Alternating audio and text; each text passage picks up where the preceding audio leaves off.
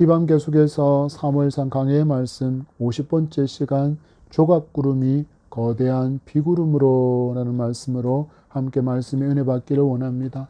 한국 청년이 자전거에 많은 짐을 싣고 황량한 벌판이 펼쳐져 있는 도로를 열심히 달리고 있습니다.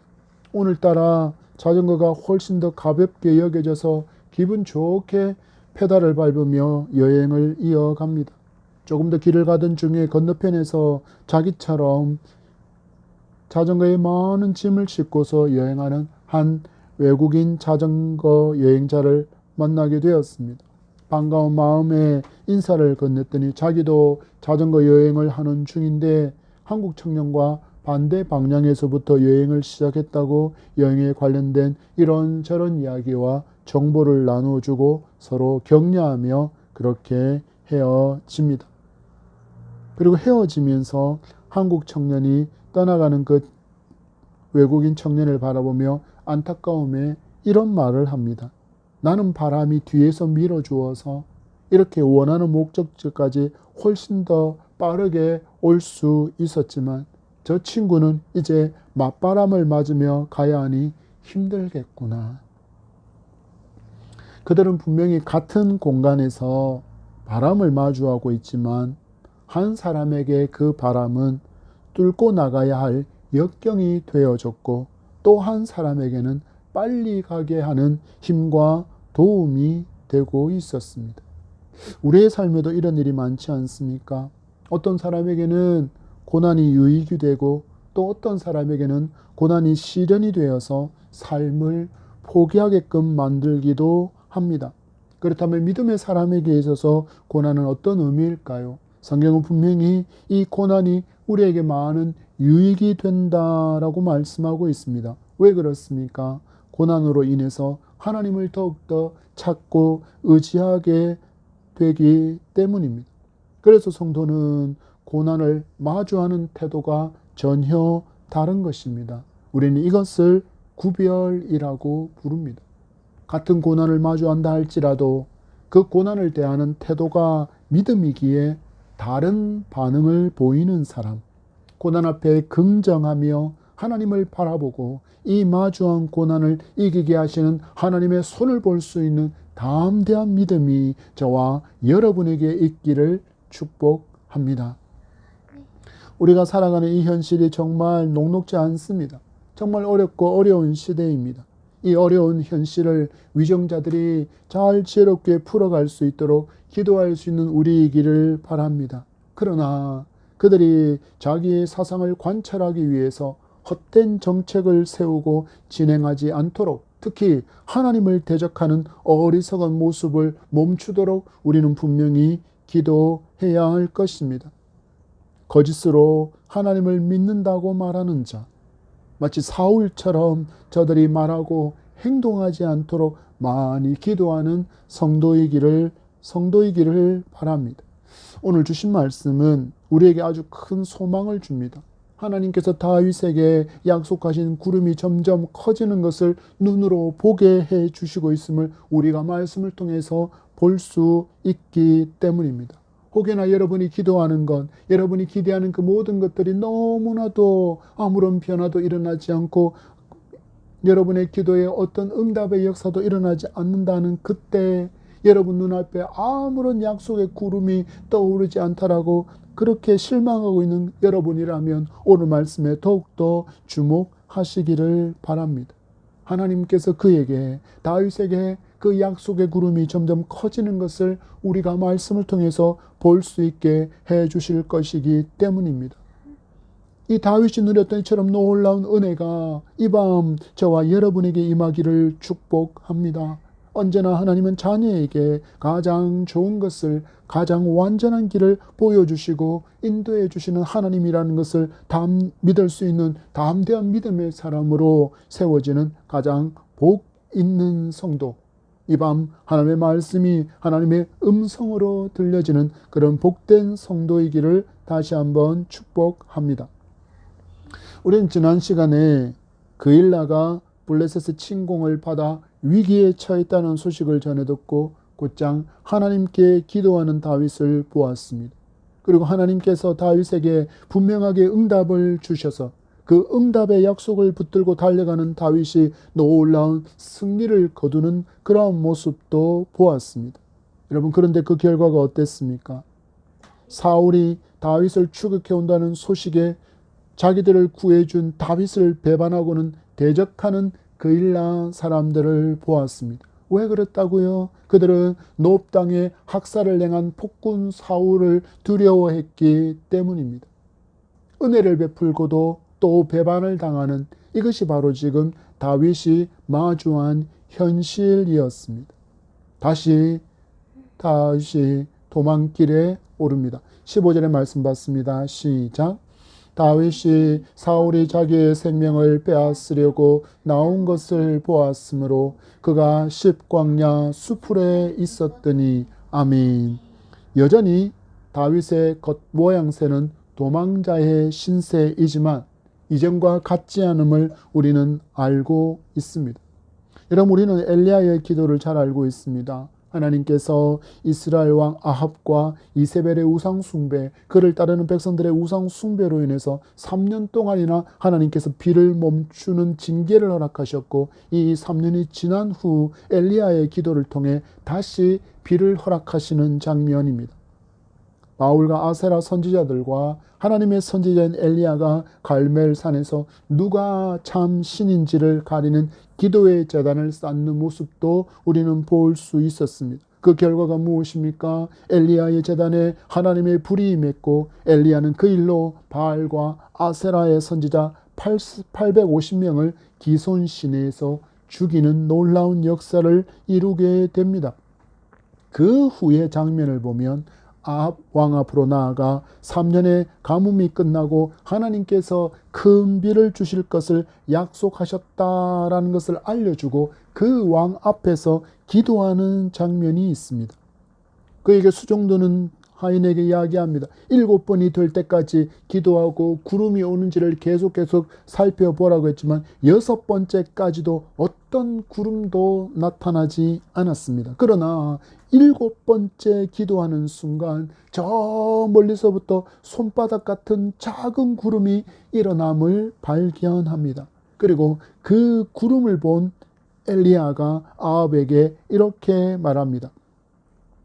열왕기상 18장 44절에 7번째 이르러서는 그가 말하되 바다에서 사람의 손만한 작은 구름이 일어나나이다. 이르되 올라가 아합에게 말하기를 비에 막히지 아니하도록 마차를 갖추고 내려가소서 하라 하니라. 조금 후에 구름과 바람이 일어나서 하늘이 캄캄해지며 큰 비가 내리는지라. 아합이 마차를 타고 이스라엘로 가니. 아멘. 이 손바닥 크기의 작은 구름이 하나님의 응답이라는 것을 알고 하나님께서 그 응답으로 말미암아 주실 큰 비로 인하여서 마차가 빠져서 곤란을 겪지 않도록 아합이 성으로 돌아갈 것을 권면합니다. 그리고 하나님은 큰 비를 이스라엘에 내려 주셨습니다. 이 손바닥만한 구름, 다윗에게 있어서 이 손바닥만한 구름은 언제나 있었을 것 같지만 좀처럼 발견하기가 힘들었습니다. 그러나 그 6번째까지도 하나님은 나에게 진정 이 손바닥만한 구름을 주실 것인가 간구하는 그 다윗에게 하나님께서 7번째가 되었을 때 이와 같은 손바닥 구름이 일어나게 해 주셨습니다. 누가 먼저 찾아옵니까? 가족들이 찾아옵니다. 400명의 사람들이 찾아옵니다. 또 200명의 사람이 더해져서 이제는 600명의 사람이 그와 함께하고 있습니다. 바로 하나님께서 약속하신 그 구름이 손바닥처럼 떠오른 것입니다. 이처럼 놀라운 하나님의 약속의 성취를 보며 다윗은 담대한 믿음으로 오직 하나님만을 더욱더 앙망하는 믿음의 사람이 되어감을 우리는 말씀을 통해서 볼 수 있습니다. 그리고 하나님께서 이 믿음의 사람 다윗에게 반응하시는 모습이 바로 믿음의 사람 요나단을 보내서 다윗에게 더욱더 굳센 확신을 더해주고 있는 장면을 통해서 우리가 이것을 발견할 수 있습니다.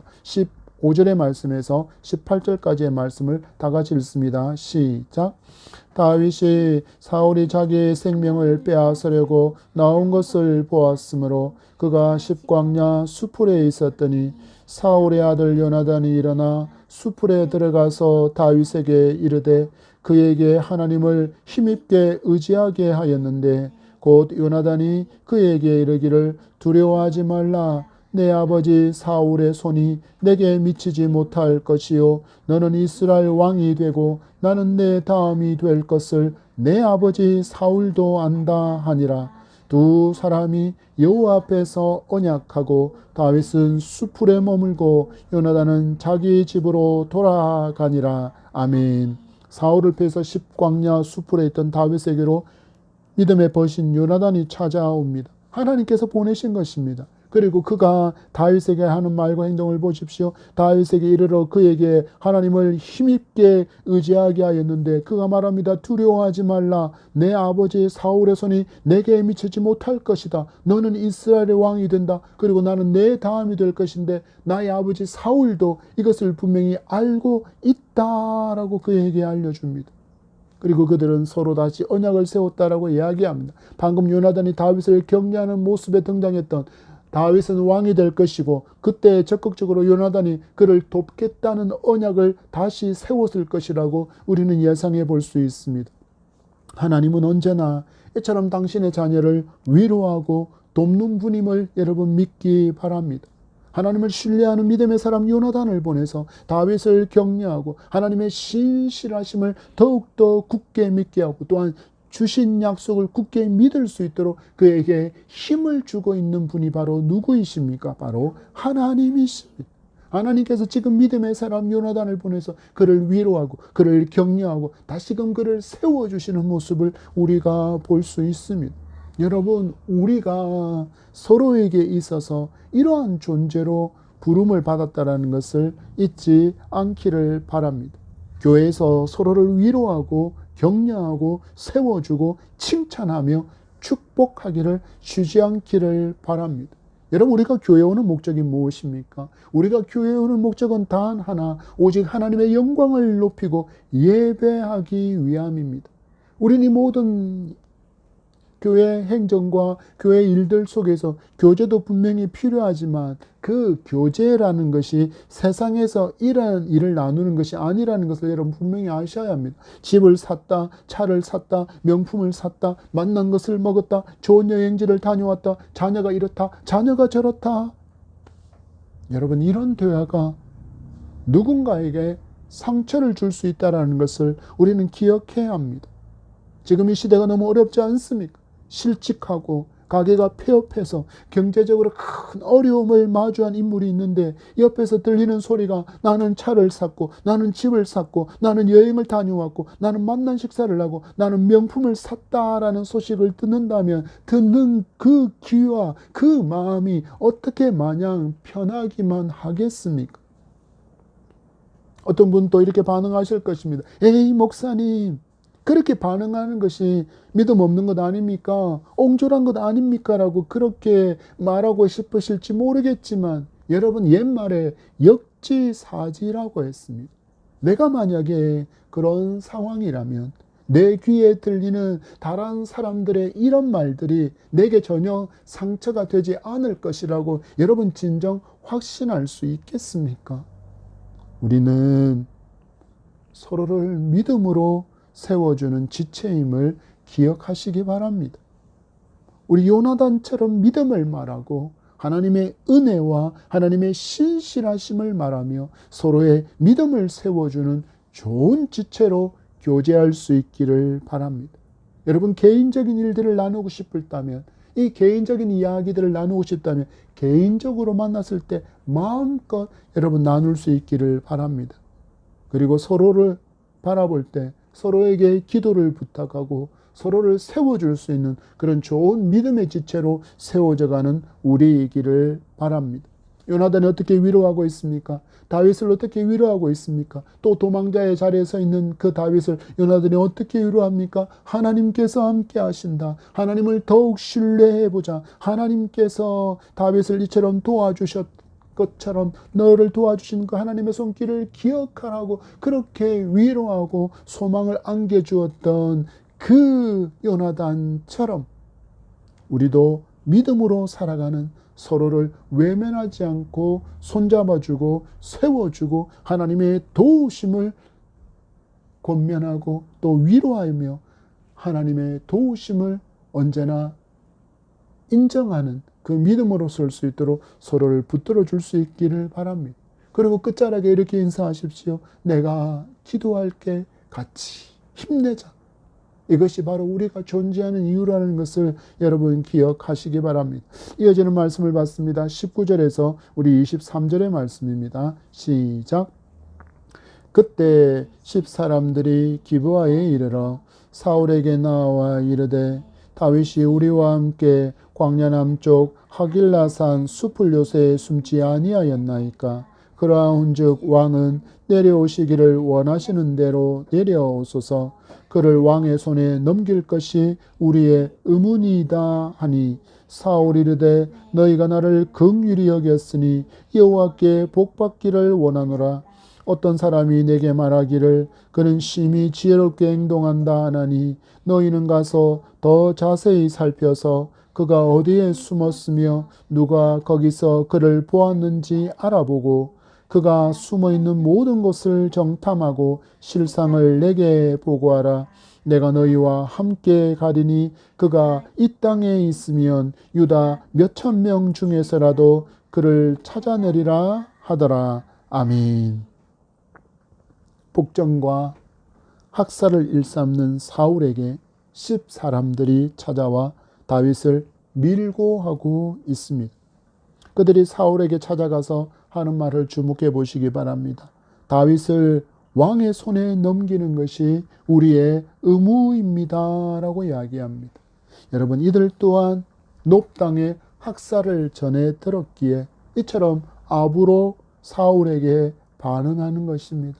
그랬더니 이 10사람들의 말을 들은 사울의 기분이 좋아졌습니다. 그러면서 어떻게 합니까? 자기는 믿지도 않는 하나님의 이름으로 축복하고 있습니다. 뭐라고 이야기합니까? 너희가 나를 긍휼히 여겼으니 누구께 복받으라? 여호와께 복받기를 원한다 라고 말하고 있습니다. 여러분, 상식적으로 생각해 보십시오. 이 축복이 이루어질 축복일까요? 아니요. 사울은 하나님을 믿지 않기 때문입니다. 그리고 하나님의 뜻은 다윗을 살리는 것이고 또한 다윗을 이스라엘의 왕으로 삼아서 하나님을 위해서 일하는 사람이 되게 하는 것이 바로 하나님의 뜻입니다. 그런데 다윗을 죽이는 일에 동참하는 일에 어떻게 하나님의 복이 임하겠습니까? 여러분 기억하십시오. 누군가가 하나님의 이름을 덜먹인다고 그래서 그것이 진리가 아니라는 것을 여러분 분명히 기억하시기 바랍니다. 여러분, 하나님의 이름을 덜먹인다고 해서 모든 것이 복이 되고 은혜가 되지 않습니다. 어떤 면에서 보면 이 사울의 축복은 마치 저주와도 같습니다. 왜 그렇습니까? 다윗을 죽이는 일은 하나님의 뜻에 대적하는 그 일에 동참하는 일이기 때문입니다. 하나님을 대적하는데 어떻게 하나님께서 축복해 주시겠습니까? 오히려 저주가 임하면 저주가 임하게 될 것입니다. 여러분, 사울이 스스로 밝히고 있는 이 다윗의 모습을 보십시오. 어떤 사람이 말하기를 뭐라고 이야기합니까? 그가 심히 어떻게 행동한다고요? 지혜롭게 행동한다라고 말합니다. 여러분, 여기서 우리는 중요한 걸 볼 수 있어야 됩니다. 누가 다윗에게 부어주신 지혜입니까? 바로 하나님을 의지하는 다윗에게, 하나님께 기도하는 다윗에게 부어주신 누구의 지혜입니까? 바로 전능하신 하나님의 지혜입니다. 우리가 삶에서 다윗처럼 하나님을 의지하고 하나님께 기도하게 될 때 바로 우리에게도 임할 이 놀라운 하나님의 지혜임을 여러분 믿기 바랍니다. 잠언 9장 10절 말씀 우리에게 이렇게 말씀하고 있습니다. 여호와를 경외하는 것이 지혜의 근본이요 거룩하신 자를 아는 것이 명철이니라. 아멘. 여호와를 경외하는 것이 지혜의 베이직이다, 지혜의 기초다라고 말씀하고 있습니다. 그럼 지혜를 얻으려면 누구에게 와야 한다는 이야기입니까? 하나님께 와야 한다는 것입니다. 바로 때마다 하나님께서 다윗에게 지혜를 주심으로 말미암아 사울의 추격이 번번하게 실패로 돌아가게 만들고 있다라는 것을 지금 사울이 자기 입으로 시인하고 있다라는 것을 여러분 분명하게 기억하셔야 합니다. 하나님을 경외함으로 지혜를 얻고 거룩하신 하나님을 알므로 명철의 삶을 살아갈 때 사울이 그 다윗의 지혜에 깜짝 놀란 것처럼 우리를 대적하는 그도 깜짝 놀라게 되는 믿음의 역사가 일어나게 될 줄 믿는 강하고 담대한 믿음의 주인공이 되기를 간절히 소망합니다. 여러분, 믿음의 길을 가는 여러분을 대적하는 누군가가 있습니까? 그렇다면 여러분 더욱더 하나님을 의지하는 믿음으로 살아가 보시기 바랍니다. 그러면 하나님께서 함께 하시는 이와 같은 놀라운 지혜와 놀라운 명철이 드러남으로 말미암아 그들이 여러분을 두려워하는 놀라운 역사가 분명하게 일어나게 될 것입니다. 우리가 읽었던 마지막 절을 한번 읽어보십시오. 그가 이 땅에 있으면 유다 몇천 명 중에서라도 그를 찾아내리라 하더라. 하나님의 지혜가 함께하는 그 다윗을 찾아내어서 내가 반드시 죽이겠다라는 결단의 의지를 지금 밝히는 것이 바로 이 표현입니다. 그가 이 땅에 있으면 유다 몇천 명 중에서라도 그를 찾아내어서 그를 죽이리라. 하나님께서 부어주신 그 지혜로 말미암아 다윗이 자기를 피해 다니고 있다는 것을 깨닫지 못하는 사울은 끝까지 다윗을 색출해서 죽이겠다는 그 결의만을 다지고 있습니다. 여기에 표현한 유다 몇천 명 중에서라는 말은 바로 유다 전체를 일컫는 의미입니다. 내가 유다 땅을 다 찾아 헤매는 일이 있더라도 반드시 못하겠다는 뜻입니까? 다윗을 죽이겠다라는 의지입니다. 이게 무슨 의미라고 말씀드렸습니까? 바로 하나님을 대적하겠다라는 의미입니다. 왜요? 요나단이 분명히 말하지 않았습니까?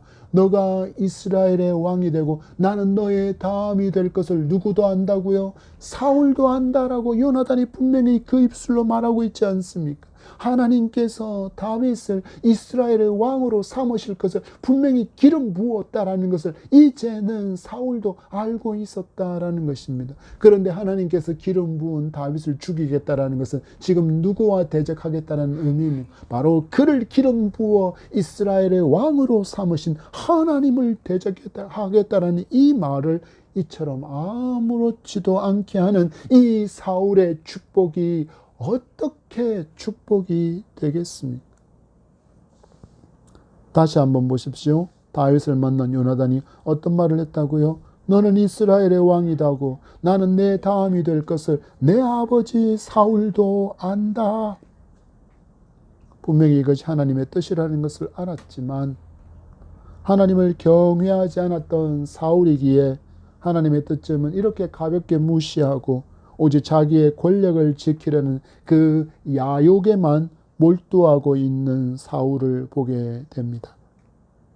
하나님을 경외하지 않는 사람, 하나님을 만홀히 여기는 사람은 이처럼 말하고 행동하는 것을 주저하지 않습니다. 그들은 무지하여 하나님이 계신 것을 알지 못하고 믿지 않기 때문입니다.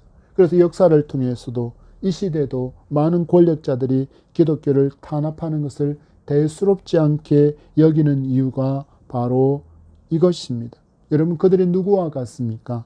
오늘 우리가 만나는 사울과 같습니다.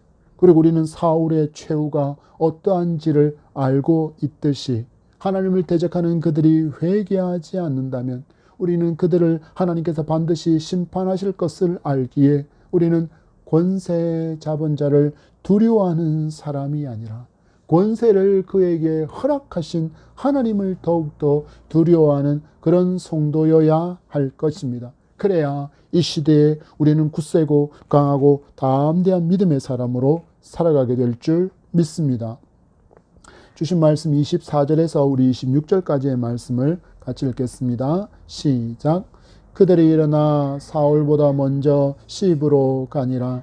다윗과 그의 사람들이 광야 남쪽 마온 광야 아라바에 있더니 사울과 그의 사람들이 찾으러 온 것을 어떤 사람이 다윗에게 아뢰매 이에 다윗이 바위로 내려가 마온 황무지에 있더니 사울이 듣고 마온 황무지로 다윗을 따라가서는 사울이 산 이쪽으로 가매 다윗과 그 사람들은 산 저쪽으로 가며 다윗이 사울을 두려워하여 급히 피하려 하였으니 이는 사울과 그의 사람들이 다윗과 그의 사람들을 애워싸고 잡으려 함이었더라. 아멘.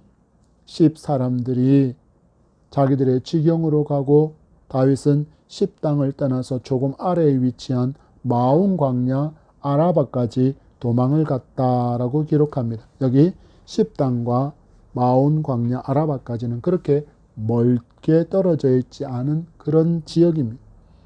그리고 이 사실은 10사람들에게도 알려졌고 또 누구에게도 보고가 되었습니까? 바로 사울의 귀에도 들어가게 되었습니다. 그리고는 곧장 추격해 오는데 그 규모가 거대했기에 다윗에게 두려움을 안겨줄 수밖에 없었습니다. 이런 밀고가 없이 계속해서 사울이 기브아 땅에만 있었다면 마온 광야하고는 굉장히 먼 거리가 떨어져 있기에 안전하다고 여길 수 있었겠지만 이 10사람들의 밀고로 인해서 10당에 온 사울과 다윗은 너무 가까이 위치하게 되었습니다. 그렇지만 다윗에게는 누가 계십니까? 바로 전능하신 하나님, 그를 기름 부어 왕으로 삼으신 하나님께서 다윗과 함께 하시기에 하나님은 다윗을 사울의 손에 넘겨주실 생각이 전혀 없습니다. 사울이 이 산으로 올 것을 알게 하셔서 어느 산으로 도망가게 합니까? 저 산으로 도망가게 하십니다. 여러분, 사울의 이 군대의 군세가 얼마나 큰 규모인지를 한번 상상해 보십시오. 지금 다윗과 함께하는 사람의 숫자가 얼마 전까지만 해도 600명이었습니다. 그 사이에 더 많아졌을 수도 있겠지만 600명의 숫자라고만 해도 결코 적은 숫자가 아닙니다. 그런데 이들을 포위해서 애워싸려고 했다라고 합니다. 600명을 애워쌀 군대의 숫자를 이끌고 다윗을 잡기 위해서 사울이 온 것입니다. 중과 부적, 계란으로 바위치기입니다. 다윗이 어떻게 해볼 수 있는 그런 상황이 전혀 되지 못합니다. 그러나 하나님이 함께 하시니 사울은 다윗을 결코 잡을 수 없습니다. 이제 지금 눈앞에 뻔히 누가 보일까요? 사울의 눈에 저기 지금 다윗이 보입니다. 그의 무리들이 보였기에 이제는 잡았다. 저 대적 다윗을 죽일 수 있겠구나. 그래서 나의 왕자를 굳건하게 하고 나의 아들 요나단에게 왕위를 물려주셔서 이 베냐민 지파가 왕가를 이루어갈 수 있게 할 것이라는 그 기대로 부풀어 올랐습니다. 그러나 우리는 또 주목합니다. 지금 누가 다윗과 함께 하십니까? 바로 하나님이십니다. 하나님 마음에 합하여 하나님을 위하여 왕으로 세운 다윗이라고 말씀하신 그 하나님께서 결코 다윗을 죽음에 내몰지 않으십니다. 어떤 일을 하십니까? 이어지는 말씀의 놀라운 역사를 보십시오. 27절에서 29절의 말씀입니다. 시작. 전령이 사울에게 와서 이르되 급히 오소서, 블레셋 사람들이 땅을 침노하나이다. 이에 사울이 다윗 뒤쪽 길을 그치고 돌아와 블레셋 사람들을 치러 갔으므로 그곳을 셀라 하마 느곳이라 칭하니라. 다윗이 거기서 올라가서 엔게디 요새에 머무니라. 아멘. 하나님께서 누구를 이제 움직이십니까? 바로 블레셋 사람들을 움직여서 사울의 추격을 멈출 수밖에 만들고 있음을 보게 됩니다.